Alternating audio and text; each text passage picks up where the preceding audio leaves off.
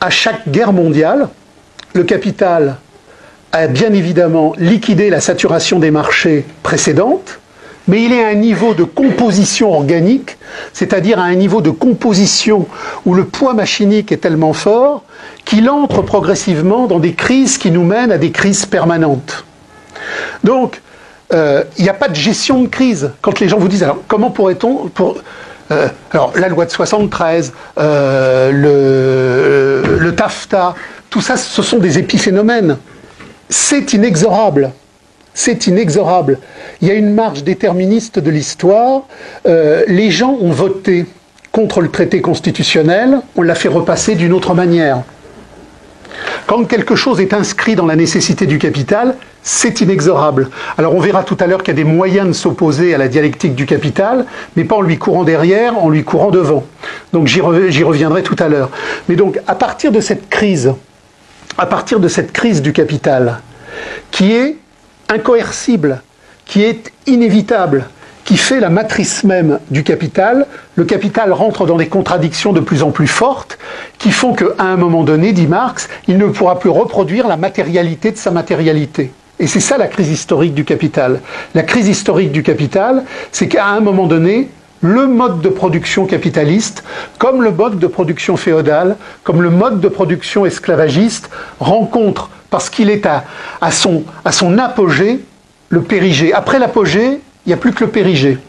Donc, cette décadence, cette déconstruction, elle est inévitable. On a connu la Première Guerre mondiale, on a connu la Seconde Guerre mondiale. Les guerres mondiales sont toujours des guerres qui ont lieu dans la perspective des contradictions les plus poussées des technologies de pointe de la baisse du taux de profit.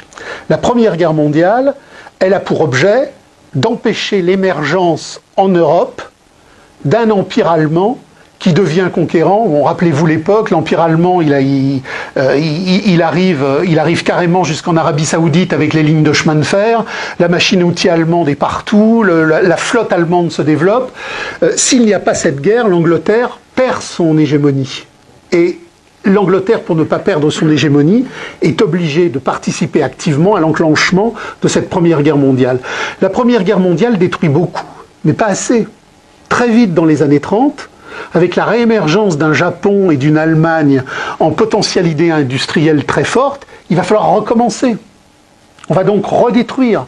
Parce que le capital ne peut se développer dès lors que la saturation des marchés est en voie complète que par une gigantesque déstructuration. La guerre, c'est la liquidation des forces de production excédentaires. Le capital a des crises de surproduction massive. La guerre est le seul moyen, effectivement, de les liquider.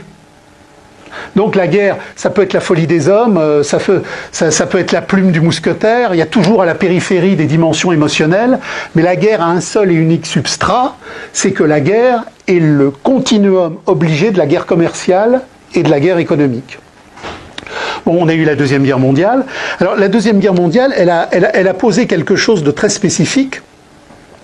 C'est qu'au sortir de la Seconde Guerre mondiale, contrairement au sortir de la Première Guerre mondiale, on n'a pas simplement vassalisé les économies japonaises, européennes et allemandes, on a aussi vassalisé culturellement les classes capitalistes locales, de telle sorte qu'aujourd'hui, on a une impossibilité complète de voir jaillir des blocs européens ou des blocs japonais, en particulier autour de l'Allemagne et autour du Japon, puisque la culpabilisation issue de la Seconde Guerre mondiale rend obligée la génuflexion des classes capitalistes japonaises, allemandes et européennes devant l'impérium américain. Donc on a un gros problème.